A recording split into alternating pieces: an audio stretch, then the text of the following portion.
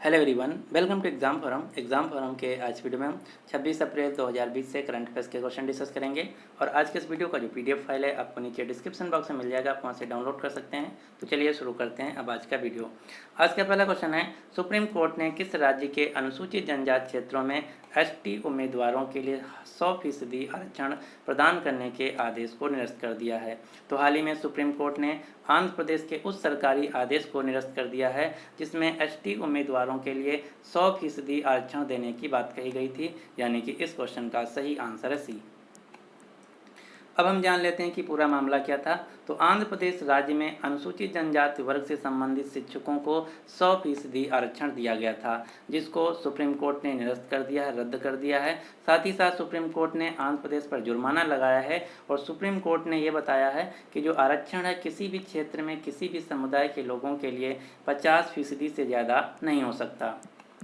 आंध्र प्रदेश राज्य का high court स्थित है अमरावती शहर में। अमरावती शहर जो कि कृष्णा नदी के किनारे स्थित है। अमरावती जो शहर है भारत का पहला जस्टिस सिटी बना है।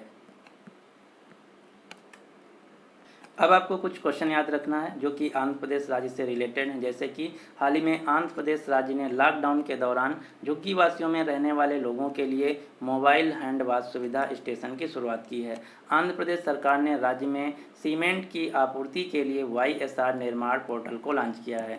अब आपको आंध्र प्रदेश राज्य से कुछ योजनाएं याद रखना है, जैसे YSR मत्स्यकारा भरोसा योजना, YSR वाहन मित्र योजना, YSR कांति वेलगु स्कीम, YSR नवोदय योजना, YSR कानून नेस्तम योजना, YSR पेंशन कनुका योजना, YSR अम्मा ओडी योजना, YSR आरोग्य श्री योजना, YSR रायतु भरोसा योजना, YSR नाडू नेडू प्रोग्राम। ये सारी की सारी जो योजनाएं हैं आंध्र प्रदेश सरकार के द्वारा चलाई गई हैं। लेकिन आपको इन सारी योजनाओं के नाम नहीं याद रखना है, एक ट्रिक याद रखना है। कहीं भी आपको YSR दिख जाए सीधा आंसर मार्क करना है आंध्र प्रदेश, क्योंकि जो YSR है ये लिया गया है येदुगुड़ी सांदिती राजशेखर रेड्डी से, जो कि आंध्र प्रदेश के वर्तमान में मुख्यमंत्री हैं। उनके पिताजी का नाम है। इन्हीं के नाम पर आंध्र प्रदेश की वर्तमान में जो रूलिंग पार्टी उसका नाम है और इन्हीं के नाम पर सारी आंध्र प्रदेश की योजनाएं चालू हैं। आंध्र प्रदेश राज्य के वर्तमान में मुख्यमंत्री हैं YS जगन मोहन रेड्डी। आंध्र प्रदेश राज्य के राज्यपाल हैं विश्वभूषण हरिचंदन। आंध्र प्रदेश भारत का पहला राज्य होगा जिसकी 3 राजधानियां होंगी। कौन कौन सी? अमरावती विधायी राजधानी, विशाखापट्टनम कार्यकारी राजधानी, कुरनूल न्यायिक राजधानी। अब आपको एक क्वेश्चन याद रखना है। पिछले साल रेलवे के द्वारा एक नया रेलवे जोन बनाया गया था जो कि रेलवे का 18वां जोन था। जो 18वां रेलवे जोन है इसका नाम है दक्षिण तटीय railway zone, south coast railway zone, जिसका मुख्यालय है आंध्र प्रदेश के विशाखापट्टनम शहर में। आंध्र प्रदेश राज्य से आपको 3 नेशनल पार्क के नाम याद रखने हैं। कौन कौन से? Shri Venkateswara national park, Papikonda national park, Nagarjuna Sagar Srisailam tiger reserve. Question number 2 है, हाल ही में किस सुरक्षा बल के द्वारा ई कार्यालय नामक मोबाइल एप्लीकेशन लॉन्च किया गया है? तो हाल ही में ई कार्यालय नामक जो मोबाइल एप्लीकेशन है ये लॉन्च किया गया CISF के द्वारा। जो ई कार्यालय नामक मोबाइल एप्लीकेशन है ये ई ऑफिस एप्लीकेशन का एक प्रकार है जिसका उद्देश्य होगा CISF की फाइलों को एक जगह से दूसरी जगह ट्रांसफ़र करना बिना टच किए हुए। अब हम जान लेते हैं कि CISF क्या है और इसका काम क्या है। CISF जिसका पूरा नाम है सेंट्रल इंडस्ट्रियल सिक्योरिटी फोर्स, केंद्रीय औद्योगिक सुरक्षा बल, जिसका उद्देश्य है, जिसका काम है भारत में जितने भी सरकारी कंपनियां हैं जैसे गेल, बेल, सेल, PSU, अन्य सारी PSU, दिल्ली मेट्रो स्टेशन, इसके अलावा भारत में जितनी भी माइंस हैं उनकी जो सुरक्षा की जिम्मेदारी ये CISF के पास है। CISF के वर्तमान में महानिदेशक हैं, डायरेक्टर जनरल हैं राजेश रंजन। CISF की स्थापना की गई थी 1969 में। जो CISF है इसे हम केंद्रीय बल के नाम से जानते हैं या फिर पैरामिलिट्री फोर्स या फिर हम अर्धसैनिक बल के नाम से जानते हैं। इसी प्रकार जिस प्रकार से CISF है, भारत में 4 अन्य केंद्रीय बल हैं। कौन कौन से? CISF, BSF, CRPF, ITBP, SSB, ये हैं भारत के केंद्रीय बल जिसे हम सेंट्रल आर्म्ड पुलिस फोर्स के नाम से जानते हैं। अब आपको इन सभी के महानिदेशक यानी कि डायरेक्टर जनरल के नाम याद रखने हैं, क्योंकि जो सबसे बड़ी पोस्ट होती है सेंट्रल आर्म्ड पुलिस फोर्स की ये होती है महानिदेशक की। वर्तमान में CISF के महानिदेशक हैं राजेश रंजन, BSF के महानिदेशक हैं विवेक कुमार जौहरी, CRPF के महानिदेशक हैं AP महेश्वरी, आईटीबीपी के महानिदेशक हैं SS देसवाल, SSB के महानिदेशक हैं कुमार राजेश चंद्र। BSF को भारत पाकिस्तान तथा भारत बांग्लादेश की सुरक्षा की जिम्मेदारी दी गई है। CRPF को भारत में जितने भी एयरपोर्ट हैं, मेट्रो स्टेशन हैं या फिर जो VIP हैं उनकी सुरक्षा की जिम्मेदारी दी गई है, सरकारी बिल्डिंग्स की जिम्मेदारी दी गई है। ITBP को भारत चीन, भारत तिब्बत बॉर्डर पे लगाया गया है। SSB को भारत नेपाल बॉर्डर पे लगाया गया है।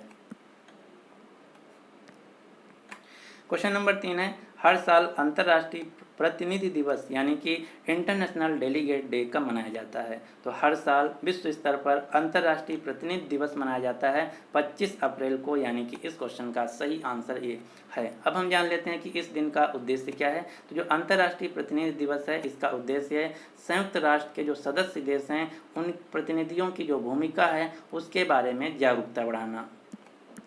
संयुक्त राष्ट्र, जिसे हम यूनाइटेड नेशंस के नाम से जानते हैं, संयुक्त राष्ट्र की स्थापना हुई थी 24 अक्टूबर 1945 को। मुख्यालय है अमेरिका के न्यूयॉर्क शहर में। संयुक्त राष्ट्र के वर्तमान में महासचिव हैं, सेक्रेटरी जनरल हैं एंटोनियो गुटेरेस, जो कि पुर्तगाल देश से हैं। वर्तमान में संयुक्त राष्ट्र के टोटल सदस्य देश हैं 193। ये क्वेश्चन कई बार एग्जाम में पूछा जा चुका है कि संयुक्त राष्ट्र के वर्तमान में टोटल सदस्य देश कितने हैं, तो उत्तर होगा 193। अब आपको यहाँ से एक क्वेश्चन याद रखना है। एक क्वेश्चन पूछा जाता है कि दिए हुए देशों में से कौन सा देश जो है संयुक्त राष्ट्र का मेंबर देश नहीं है? तो ये 3 ऐसे देश हैं, कौन कौन से? ताइवान, वेटिकन सिटी और फिलिस्तीन, जिसको संयुक्त राष्ट्र के द्वारा देश का दर्जा यानी कि कंट्री का स्टेटस नहीं प्राप्त है। इन तीनों देशों को ऑब्जर्वर स्टेट का दर्जा प्राप्त है। तो आपको याद रखना है ताइवान, वेटिकन सिटी और फिलिस्तीन जो देश हैं संयुक्त राष्ट्र के द्वारा देश का दर्जा नहीं प्राप्त है। भारत भी संयुक्त राष्ट्र का मेंबर देश है। संयुक्त राष्ट्र की टोटल 6 ऑफिशियल भाषाएं हैं, कौन कौन सी? अरबी, चीनी, अंग्रेजी, फ्रांसीसी, रूसी और स्पेनिश। वर्तमान में संयुक्त राष्ट्र में भारत के स्थायी प्रतिनिधि यानी कि India's permanent representative at the UN हैं सैयद अकबरुद्दीन। तो इतने क्वेश्चन आपको संयुक्त राष्ट्र से याद रखना है। क्वेश्चन नंबर 4 है, हाल ही में किस राज्य में खोंगजोम दिवस मनाया गया है? तो हाल ही में खोंगजोम जो दिवस है ये मनाया गया है मणिपुर राज्य में, यानी कि इस क्वेश्चन का सही आंसर है बी। अब हम जान लेते हैं इस दिवस को मनाने का उद्देश्य क्या है। तो यह दिवस जो है 1891 में हुए एंग्लो मणिपुरी युद्ध यानी कि ब्रिटिश साम्राज्य के खिलाफ मणिपुर के लोगों के द्वारा जो लड़ाई लड़ी गई थी उस लड़ाई को याद करने के लिए हर साल 25 अप्रैल को मणिपुर राज्य में खोंगजोम दिवस मनाया जाता है, यानी कि इस क्वेश्चन का सही आंसर है बी। हाल ही में मणिपुर राज्य के द्वारा लॉकडाउन के दौरान गरीबों तथा जरूरतमंदों को तुरंत भोजन पहुंचाने के लिए एक फूड बैंक नामक इनिशिएटिव शुरू किया गया है। मणिपुर राज्य जो कि भारत का एक पूर्वोत्तर राज्य है, जिसके वर्तमान में मुख्यमंत्री हैं एन बीरेन सिंह। मणिपुर राज्य की राज्यपाल हैं नजमा हेपतुल्ला। अब आपको मणिपुर राज्य से एक नेशनल पार्क याद रखना है जिसका नाम है कैबुल लैमजाओ नेशनल पार्क। जो कैबुल लैमजाओ नेशनल पार्क ये दुनिया का एकमात्र तैरता हुआ नेशनल पार्क है।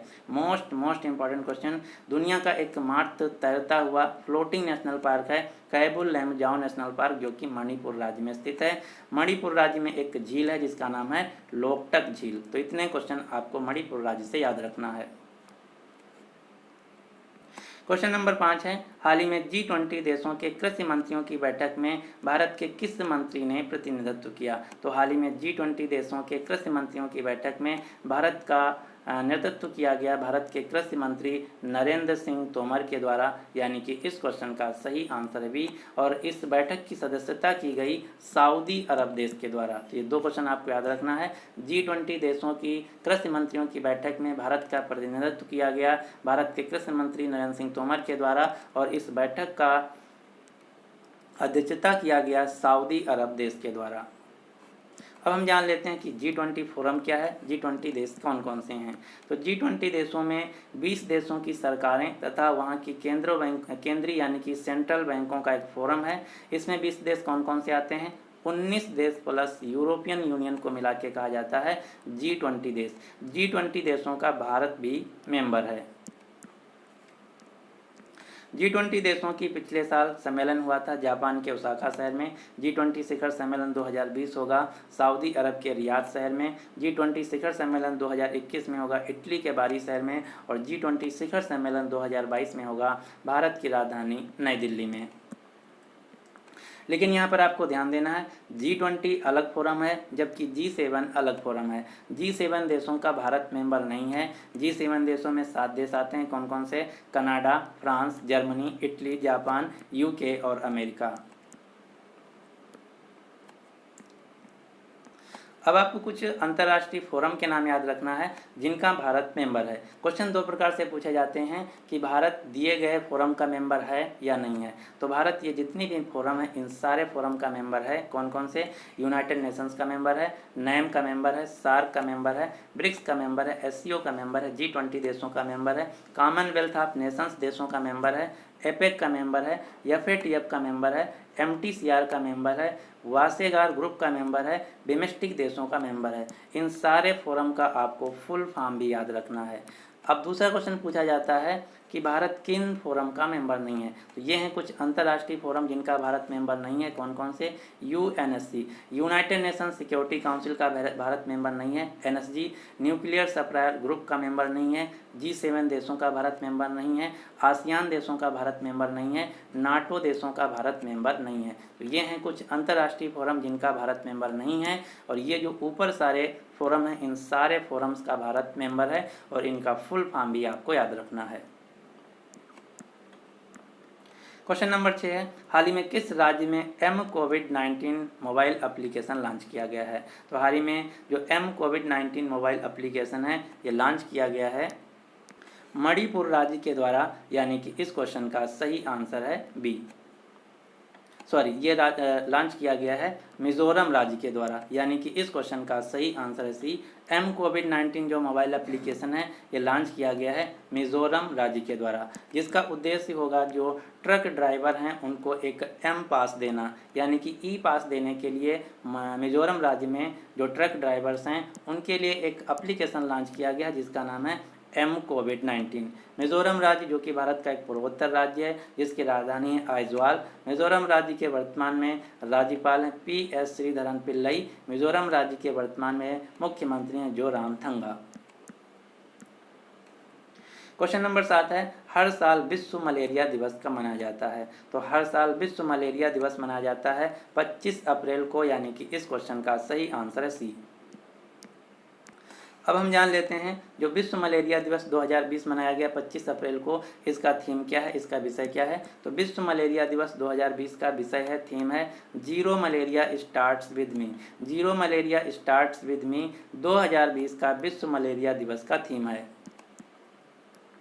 क्वेश्चन नंबर 8 है, किस संस्था ने कोविड-19 मरीजों की इलाज के लिए विटल नामक एक उच्च दबाव वाला वेंटिलेटर विकसित किया है। तो हाल ही में विटल नाम का जो उच्च दबाव वाला वेंटिलेटर है ये विकसित किया गया है, बनाया गया है नासा के द्वारा। नासा जो कि अमेरिका की एक स्पेस एजेंसी है। यहाँ पर आपको विटल का फुल फॉर्म भी याद रखना है। विटल का फुल फॉर्म है ventilator intervention technology accessible local. Ventilator intervention technology accessible local नाम का जो वेंटिलेटर ये बनाया गया है नासा स्पेस एजेंसी के द्वारा।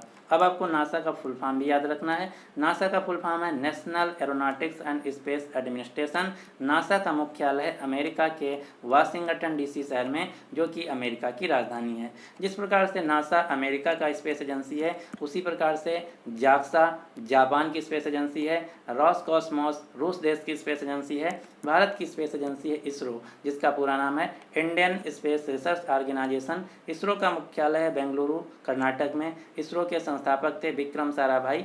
इसरो की स्थापना हुई थी 1969 में। इसरो के वर्तमान में डायरेक्टर हैं डॉक्टर के सिवान। पाकिस्तान की स्पेस एजेंसी है सुपार्को। सुपार्को जिसका पूरा नाम है space and upper atmosphere research commission, Pakistan देश की स्पेस एजेंसी है। अब आपको एक प्राइवेट स्पेस एजेंसी का नाम याद रखना है, यह है स्पेसएक्स। स्पेस एक्स जो स्पेस एजेंसी है ये अमेरिका देश की एक प्राइवेट अंतरिक्ष एजेंसी है। स्पेस एक्स कंपनी के फाउंडर और सीईओ हैं एलन मस्क। अब यहाँ से एक क्वेश्चन पूछा जाता है कि जो फैल्कन 9 नाम का रॉकेट ये किस कंपनी का है। तो जो फैल्कन 9 नाम का रॉकेट है ये स्पेस एक्स कंपनी का एक रॉकेट है। तो इतने क्वेश्चन आपको यहाँ से याद रखना है। क्वेश्चन नंबर 9 है, हाल ही में किस संस्था ने भारत में लॉकडाउन लर्नर सीरीज का शुभारंभ किया है। तो हाल ही में लॉकडाउन लर्नर सीरीज का शुभारंभ किया गया है UNODC के द्वारा, यानी कि इस क्वेश्चन का सही आंसर है सी। UNODC के द्वारा भारत में लॉकडाउन लर्नर सीरीज को शुरू किया गया है, जिसका उद्देश्य है भारत में शिक्षकों और छात्रों के साथ एक ऑनलाइन संवाद की शुरुआत करना। UNODC जिसका पूरा नाम है United Nations office on drugs and crime, संयुक्त राष्ट्र मादक पदार्थ और अपराध कार्यालय, जिसका मुख्यालय है ऑस्ट्रिया देश की राजधानी वियना में। क्वेश्चन नंबर 10 है, हाल ही में किस मंत्रालय के द्वारा ई लर्निंग राष्ट्रीय कार्यक्रम विद्यादान 2.0 लॉन्च किया गया है। तो हाल ही में ई लर्निंग राष्ट्रीय कार्यक्रम विद्यादान 2.0 लॉन्च किया गया है मानव संसाधन विकास मंत्रालय के द्वारा। अब आपको कुछ अन्य क्वेश्चन याद रखना है जो कि मानव संसाधन विकास मंत्रालय से जुड़े हुए हैं, जैसे कि हाल ही में मानव संसाधन विकास मंत्रालय ने #MyBook My Friend अभियान शुरू किया है। मानव संसाधन विकास मंत्रालय ने ही नेशनल बुक ट्रस्ट के साथ मिलकर #Stay Home India with Books अभियान को शुरू किया है। मानव संसाधन विकास मंत्रालय ने ही AICTC के साथ मिलकर समाधान नामक एक ऑनलाइन चैलेंज शुरुआत किया है। मानव संसाधन विकास मंत्रालय ने ही आई गॉट नाम का पोर्टल शुरू किया है, जिसका पूरा नाम है इंटीग्रेटेड गवर्नमेंट ऑनलाइन ट्रेनिंग, एकीकृत सरकार ऑनलाइन प्रशिक्षण, जिसका उद्देश्य है जो कोरोना वायरस की लड़ाई में फ्रंट कर्मी हैं उनको ऑनलाइन ट्रेनिंग देना। मानव संसाधन विकास मंत्रालय ने ही भारत में भारत पढ़े ऑनलाइन अभियान को शुरू किया है और मानव संसाधन विकास मंत्रालय के द्वारा एक युक्ति नाम की वेबसाइट को लॉन्च किया गया है। युक्ति वेबसाइट जिसका पूरा नाम है young India combating COVID with knowledge technology and innovation. तो ये सारी की सारी जो योजनाएं हैं, वेब पोर्टल हैं, ये मानव संसाधन विकास मंत्रालय के द्वारा शुरू किए गए हैं। मानव संसाधन विकास मंत्री हैं वर्तमान में भारत के रमेश पोखरियाल निशंक, जिनकी कंस्टिट्यूंसी है, चुनाव क्षेत्र है Haridwar Uttarakhand.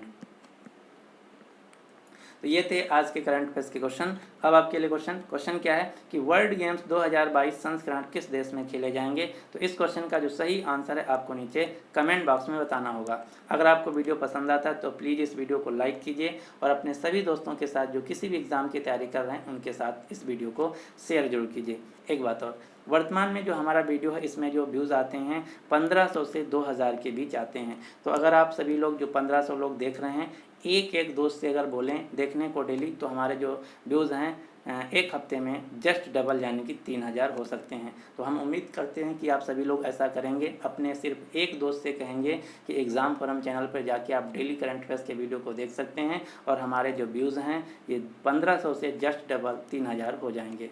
So finally thanks for watching exam forum.